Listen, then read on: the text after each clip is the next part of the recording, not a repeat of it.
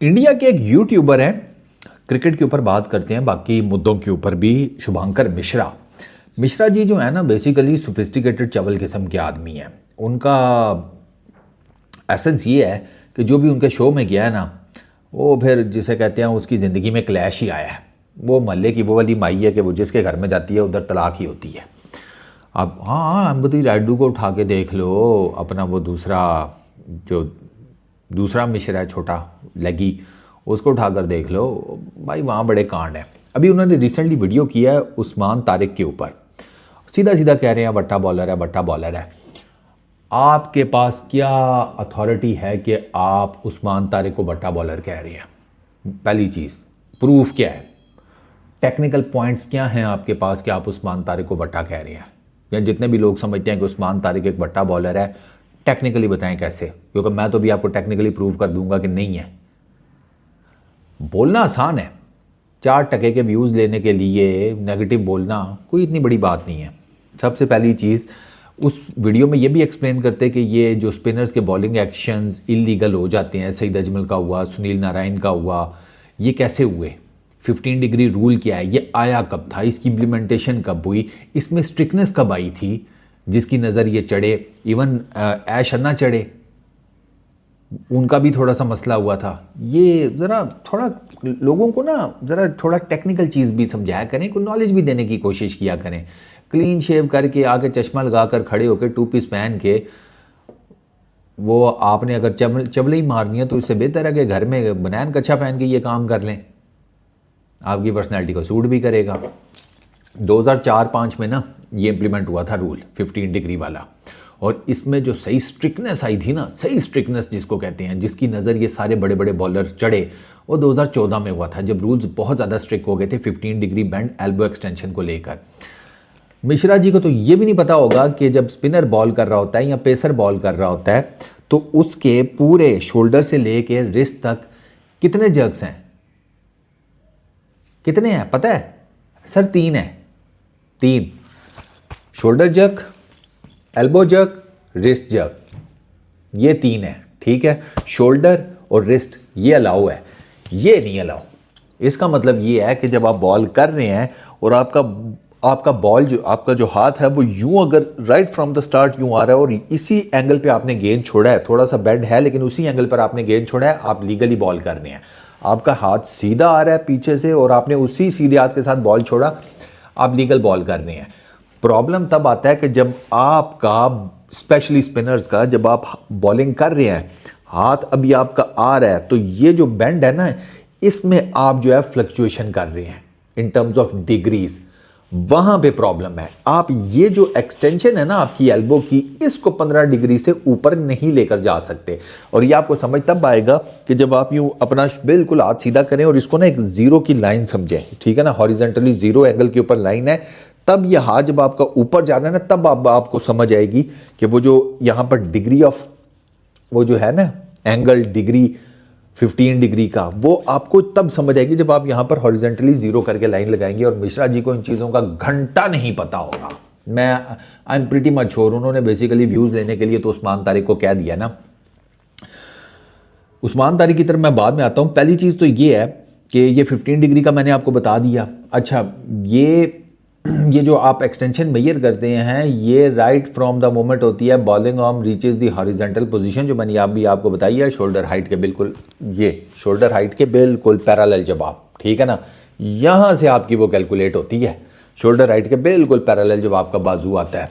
और until the ball is release, जब आप बॉल बिल्कुल रिलीज करते हैं उससे पहले ये कैलकुलेट हो जाता है। और ये कैलकुलेशन इतनी आसान नहीं है, पहली चीज़, ठीक है। अच्छा, इसमें जब अब अगर हम इसकी बात करें ना उस्मान तारिक के केस की, उस्मान तारिक 2 T20 इंटरनेशनल्स खेल चुका है, CPL खेल चुका है, PSL खेल चुका है, IL T20 खेल चुका है। उसका PSL में 2 मरतबा बॉलिंग एक्शन जो है ना वो हुआ था, ठीक है, रिपोर्ट, क्योंकि उसके बॉलिंग एक्शन की समझ नहीं आ रही थी, उसका बॉलिंग एक्शन बहुत डिफरेंट है उस्मान तारिक का, तो वो 2 मरतबा रिपोर्ट हुआ है।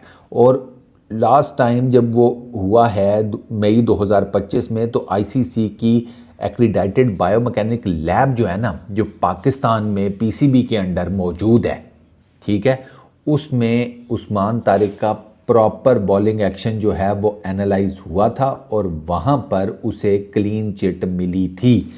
अब आप कहेंगे कि यार ये तो पीसीबी के अंडर लैब है, उन्होंने कर दिया होगा, बात बिल्कुल ठीक है, सवाल बिल्कुल ठीक है, बट द थिंग इज़ कि ये जो आईसीसी की एक्रीडेटेड बायोमैकेनिक लैब होती है ना, ये एक स्पेसिफिक और स्पेशलाइज्ड फैसिलिटी है जो कि इंटरनेशनल क्रिकेट काउंसिल की वेरिफिकेशन के बाद आप लगा सकते हैं।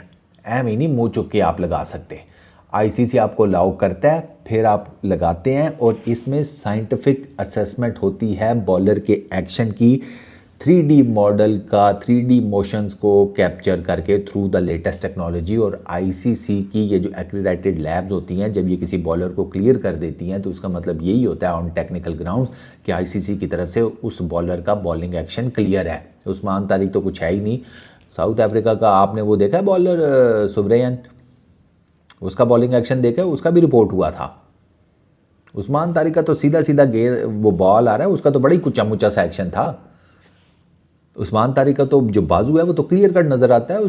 सुब्रयन का तो बॉलिंग वो जिसे कहते हैं आर्म की, वो जिसे कहते हैं कैलकुलेशन ही करना, जिसे कहते हैं दर्द सर है, वो अपने आप में पूरा एक पाइथागोरस थ्योरम है, सॉल्व करना पड़ जाता है।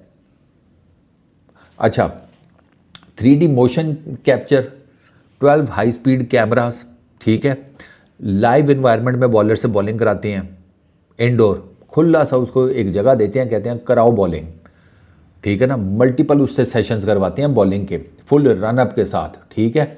और उससे जिन जिन डिलीवरीज में आपको होता है ना, जैसे आर्म बॉल हो गई, स्टॉक बॉल हो गई, दूसरा हो गया, वट वो उसे कहते हैं कराओ मल्टीपल, और वैसे ही कराओ जैसे मैच में आप कराते हो, ठीक है ना। उन सारी फुटेजेस का डाटा बनता है, उस डाटे को फिर एनालाइज किया जाता है और उसके बाद फिर फाइनल वर्डिक्ट दिया जाता है कि ये जो बॉलिंग एक्शन है ये लीगल है या इलीगल है। ये जो एनालिसिस है ये पैनल ऑफ एक्सपर्ट्स जो है ना वो आपको देते हैं। एमी मुँह चुक के मैं नहीं जाकर बैठ जाऊंगा उस लैब में और कहूँगा दिखाओ डाटा, हाँ ठीक है कल हो जी क्लियर, ऐसे नहीं होता। तो अगर आईसीसी एक्रीडेटेड बायोमैकेनिक लैब से कोई बॉलर क्लियर हो गया ना अपने बॉलिंग एक्शन को लेकर, तो इसका मतलब साफ है कि आप समझें कि आईसीसी की तरफ से ये चीज़ क्लियर कट है कि यार इसका बॉलिंग एक्शन ठीक है। उस्मान का 2 दफ़ा क्लियर हो चुका है, तो उस्मान के बॉलिंग एक्शन में कोई प्रॉब्लम नहीं है। उसका बॉलिंग एक्शन यूनिक है, इस वजह से समझ नहीं आती, इस वजह से बैटर्स फंस जाते हैं।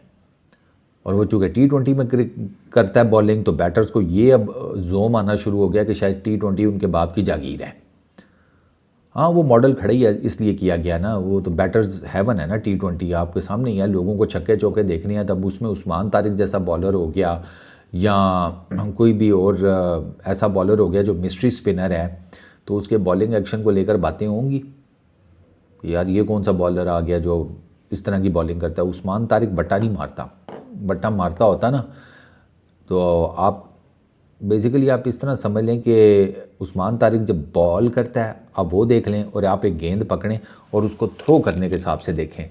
जब आप थ्रो करेंगे तो वो जो आपका बनता है ना, उसी से आपको पता लग जाएगा कि यार उस्मान तारिक का बॉलिंग एक्शन किस हद तक लीगल है और जो थ्रो करते हैं या चेकिंग करते हैं वो क्या चीज़ होती है। तो मिश्रा जी थोड़ा काम करके आया करें, फजूल में ना लोगों को गलत चीज़ मत बताया करें। वो मैंने आपकी वीडियो देखी है, उस वीडियो को देखने के बाद ना मैं आपको ज़्यादा से ज़्यादा बॉर्डर 3 में कास्ट कर सकता हूँ। क्रिकेट के ऊपर तो आप ज्ञान पेलना बंद कर दें, क्योंकि आपके पास ना क्रिकेट की टके की नॉलेज नहीं है, ये मैंने आज अंदाज़ा लगा लिया है। इस वीडियो में इतना ही। अपना बहुत ख्याल रखना भाई लोग, पीस आउट।